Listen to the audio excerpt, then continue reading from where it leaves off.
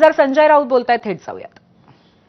निवडणुका न झाल्यामुळे किंवा सरकारची निवडणुका घेण्याची इच्छा नसल्यामुळे त्या महानगरपालिकात किंवा स्थानिक स्वराज्य संस्थांमध्ये सरकारी पैशाची जी लुटमार सुरू आहे, प्रत्येक मग मुंबई महानगरपालिका असेल, ठाणे असेल, कल्याण डोंबिवली असेल, नागपूर, मीरा भाईंदर, 70,000चा कचऱ्याचा डबा मीरा भाईंदरला घेतला जातो सोन्यानं मढवलेला.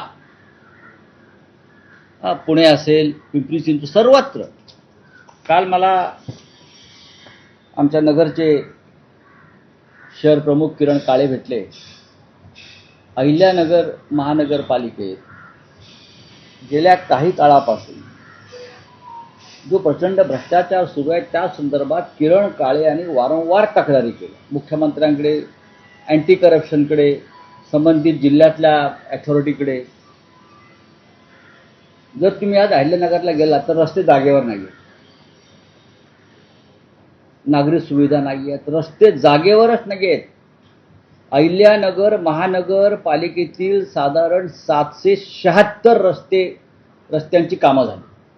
776 रस्ते आणि त्याच्यावर 350 कोटी साधारण खर्च झालेले आहेत. 350 कोटी. आणि तुम्ही जर पाहाल तर रस्ते शोधावे लागत आहेत. या प्रचंड पावसामध्ये जनतेचे जे हाल तिथे सुरू आहे हे प्रत्येक महानगरपालिकेत आहे, प्रत्येक. आणि महानगरपालिकेच्या संदर्भात तक्रारी करायच्या कोणाकडे? तिथे जे आमदार आहेत संग्राम जगताप, ते आता प्रखर हिंदुत्ववादी झालेले आहेत. अचानक टिळ्या बिळा लावून फिरतात, भगवा गमछा घालून फिरतात. कालपर्यंत कुठल्या पक्षात होते तो त्यांचा प्रश्न आहे. अचानक सगळे हिंदुत्ववादी झालेले आहेत, ते डुप्लिकेट. प्रशासक, लोकप्रतिनिधी, ठेकेदार यांच्या संगनमतानं अहिल्यानगरची महानगरपालिका एक दरोडेखोरीचं एक उत्तम नमुना आहे या महाराष्ट्रातला. याची चौकशी व्हावी यासाठी मला किरण काळे यांनी काल निवेदन दिलं. त्यांनी स्वतः दिलं आहे. त्यांच्यावर कारवाई होत नाही त्यांनी दिल्यावर, म्हणून मी स्वतः मुख्यमंत्र्यांकडे पुराव्यासह फाईल पाठवली. आज मिळेल त्यांना.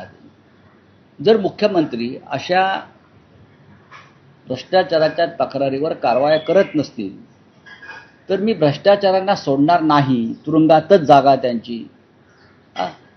आता भ्रष्टाचार झाला एका शहरामध्ये, लोकांना रस्ते नाही आहेत आणि तो करणारे लोकप्रतिनिधी आमदार आहेत, नगरसेवक, माजी महापौर आहेत, जे तुमच्या पक्षामध्ये आहेत आता. मग हा सुद्धा जनसुरक्षेचा मुद्दा आहे. हा सुद्धा अर्बन नक्षलवादच आहे ना. अशी लुटमार करणं ही जनतेच्या पैशाची. लावा त्यांच्यावरती तुमचे कायदे, विचारा प्रश्न तुम्ही बोलून अधिकाऱ्यांना. महाराष्ट्रातल्या 27 महानगरपालिकांमध्ये हा अशा प्रकारचा हजारो कोटीचा, लाखो कोटीचा भ्रष्टाचार सुरू आहे आणि सरकार नाकाना कांदे सोलत आहे. आणि त्याचं नेतृत्व आमचे माननीय देवेंद्र फडणवीस करत आहे. अहिल्यानगरचा विषय अत्यंत गंभीर आहे. मी सगळी फाईल चाळली. 776 रस्ते बनवले आहेत असे ते सांगतायत आणि एकही रस्ता आज अहिल्यानगरमध्ये दिसत नाही. लोकांचे प्रचंड हाल आहेत. लहान मुलं, वृद्ध, शाळेत जाणारी मुलं. पहा जाऊन तुम्ही एकदा. आपण जाऊ सगळे. बोला पुढे काय.